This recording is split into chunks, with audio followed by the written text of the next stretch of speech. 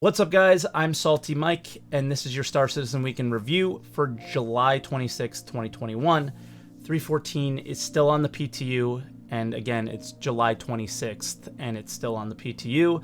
The balancing they're doing with pretty much everything in the game is super complicated. We'll touch on a few of those aspects in today's video, and CIG, in my opinion, admits a major issue with the way they've been doing development, and we'll touch on that in the Postmortem section. Let's check it out.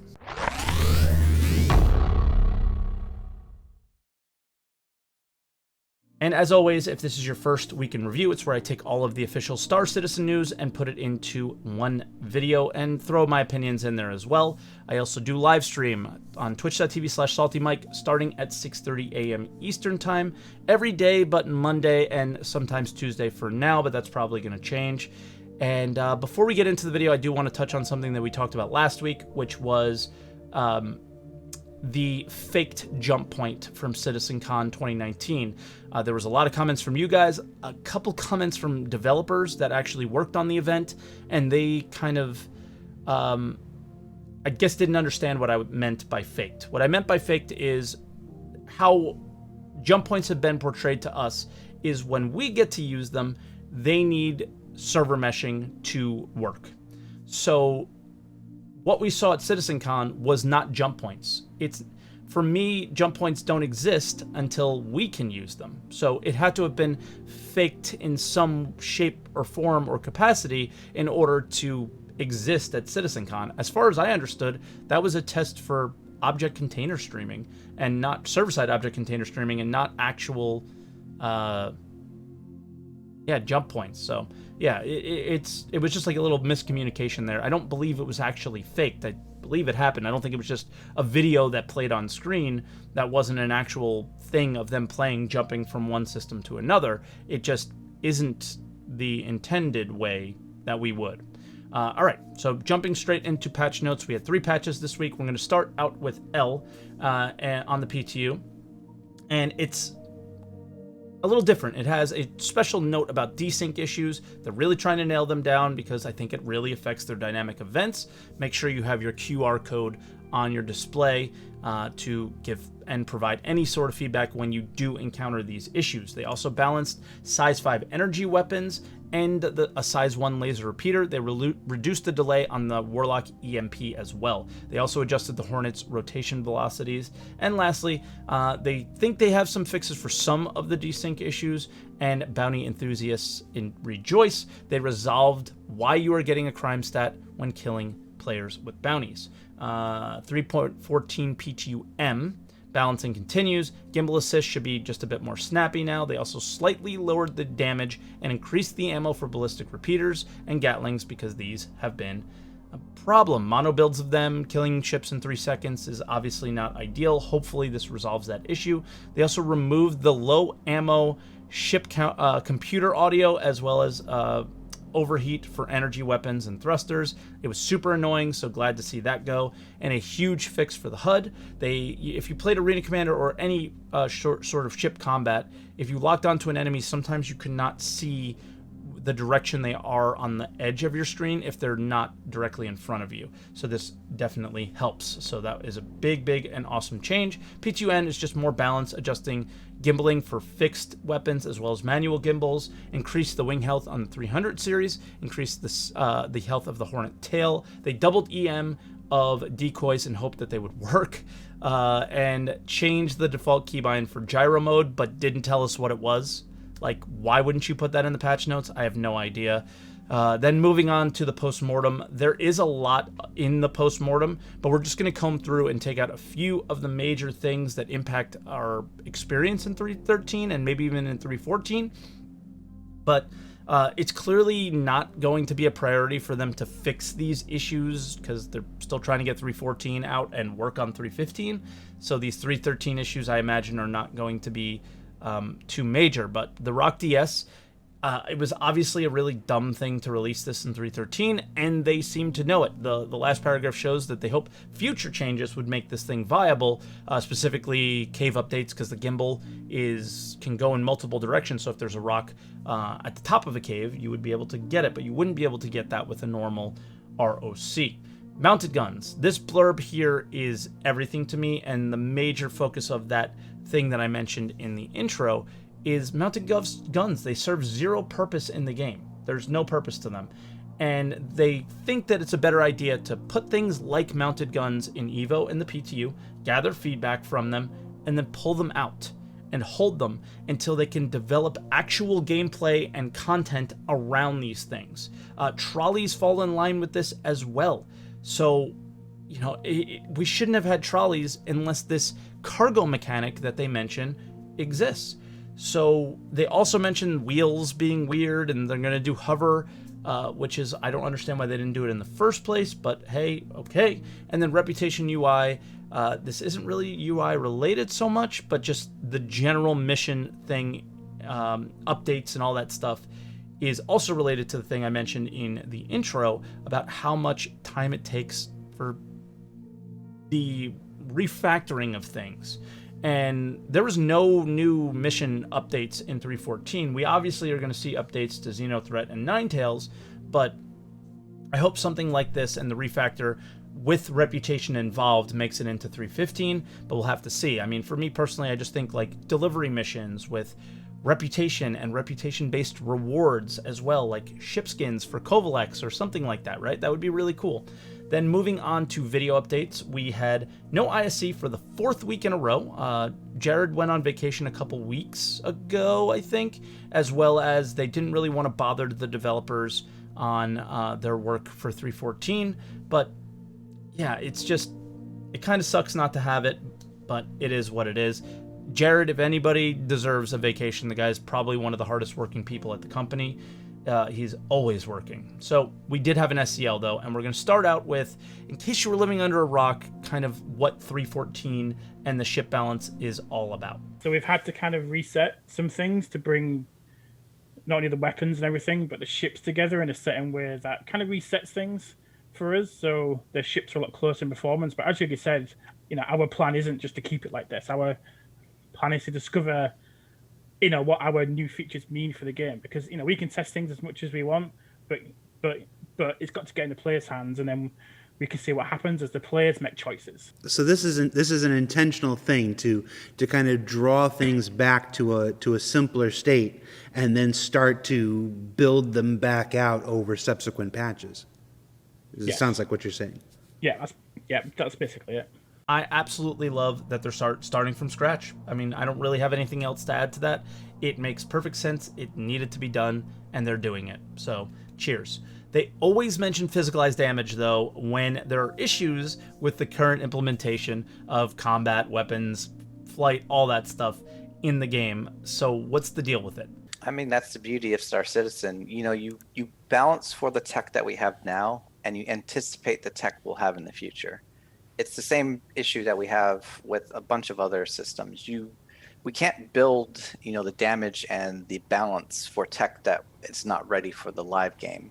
So while internally we're preparing for all that stuff and having a lot of discussions and testing a lot of philosophies, it will have to get changed once we get to that point. But we're already having discussion internally on what that means. So it's like when we had a more recent one, the shield tech, where it was using SDFs. We rolled that out for a few different ships, and the community actually found some loopholes and bugs with it. We kind of want to do that with physicalized damage too. Once we get to that point, is we roll it out, see what impact that has, and then make balance changes when it gets to there. What I took away from this is basically they seem to be working it out now, so that's kind of good. I like the plan for the rollout as well.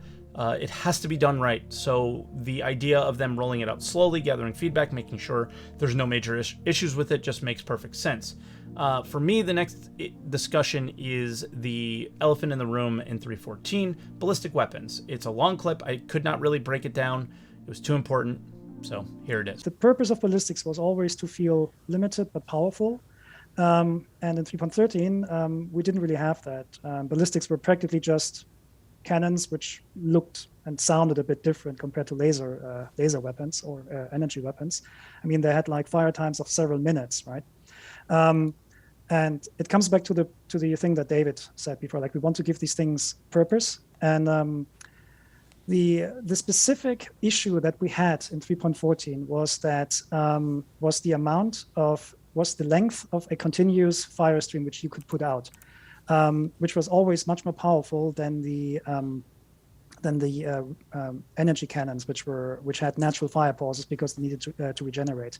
But that offset was very, very large still. And even when we equalized the DPS outputs of energy repeaters versus ballistic weapons just to see how they would perform, the ballistics were still a lot more powerful because they could retain, like they could keep up this weapon stream, right?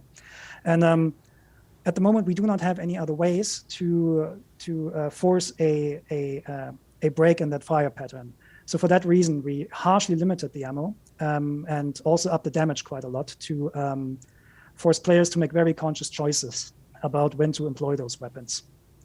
There's one extra point I forgot to mention about ballistics, which maybe we shouldn't go into too much detail on, but Mark mentioned the physicalized damage. When that comes along, ballistics rolls will change. And obviously certain ships that have very high armor will then be much more resilient to ballistics than they are now, right? So basically they made these changes just for 3.14 or just for now to make sure they're not overpowered, but they are overpowered, so it's not the intent. I don't know. It's really hard for me to kind of get what's going on here, because ballistic weapons with the right pilot are insane, but with somebody like me, they're not. So I don't know. That's what I took from this. Leave a comment below. Let me know what you guys think.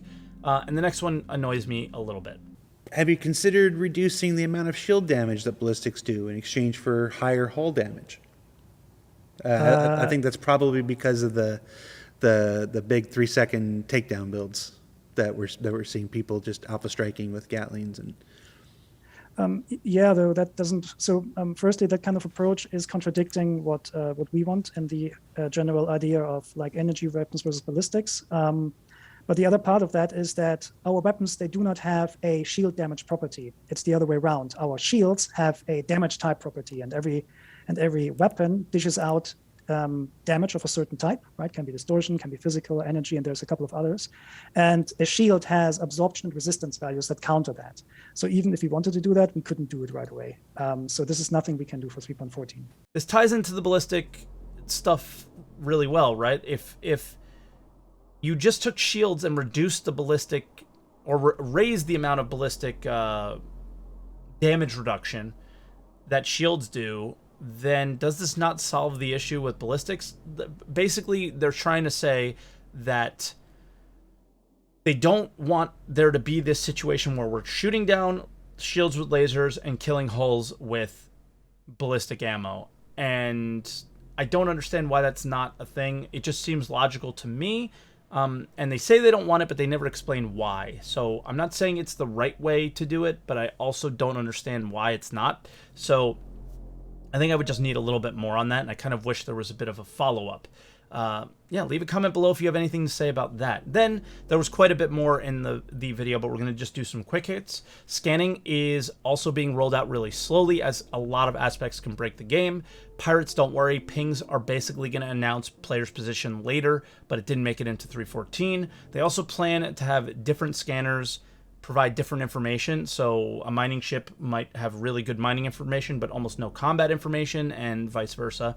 They really don't want to give out the numbers of any, like, weapons and their weapon velocity and damage and all those things. They don't want to give out exact numbers because it makes it too easy to make a meta build, but people are going to get the numbers anyway. I think this is super naive to think that this is a reality. Even Jared kind of tries to call them out on it, and they dodge it very well, but because I think it's super naive. Like, players are going to get the numbers, and they're going to try and create the best builds possible because they don't like losing. So the idea of them trying to figure out ways for us to do it in game just seems naive. Let me know what you guys think. I understand why, like, they don't want players to play in Excel or on Urkel, but it kind of just is a reality. Yeah, this is not the last iteration of capacitors. They want to do more with shields at the very least. They may want to make them physicalized. At least they know they want us to be able to swap them in the future, maybe. And profiles for capacitors was an idea from the community, and it's already tasked, but they don't know when it's going to make it in. For other updates, we had a lot about Desync, a huge Desync post, as well as 3 subsequent posts came out, and they just need feedback on it. So make sure you have that QR code on. Again, the 3 specific things that are happening is invisible weapon fire, unresponsive player ships, and on foot party member issues. They also mentioned that none of these fixes they think will fix ship combat positional desync, but at the very least they mentioned it. So PvPers really are bothered by the fact that that's not really being addressed, but maybe they think that there's a future that can address it. I don't know. Xeno Threat had a playtest as well this week. Weekend, I should say. I was not able to take part because I work on the weekends. And if you have tested the event but not provided any feedback, the thread is linked in the description. There was a sneak peek for the Grim Hex Hospital location, Grim Health. I think that's a pretty cool name. CitizenCon video contest. Basically, they want to highlight the community at the digital CitizenCon. So if you want to post a video that would be highlighted, details and link will be in the post in the description. And lastly, the lore post. Booty call, let chaos reign. That just doesn't sound right. So we're going to leave the video there. Thank you so much, guys, for watching. As always, if you enjoyed this week in review, make sure you hit the like button, as it really does help get us out there. Comment below, and if you haven't hit subscribe yet, please do so. Also, we do have a join button for members to support financially. If you guys are enjoying the videos and want to go the extra mile, you are more than welcome to. Thank you so much, guys, for watching, and I will see you guys next week.